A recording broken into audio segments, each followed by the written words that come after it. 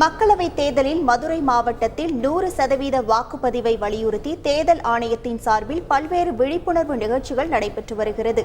மதுரை அடையாளமாக உள்ள 400 மீட்டர் உயரம் கொண்ட ஒத்தக்கடை யானைமலை மேல் மலையேற்றம் செய்து மாவட்ட தேர்தல் அலுவலர் சங்கீதா விழிப்புணர்வு ஏற்படுத்தினார்.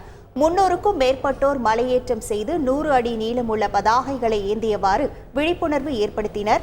மதுரை ஃபாத்திமா மைக்கேல் கல்லூரி மாணவர்கள் 500க்கும் மேற்பட்டோர் வோட் ஃபார் ஷுர் என்ற வாசக வடிவில் நின்று விழிப்புணர்வு ஏற்படுத்தினர்.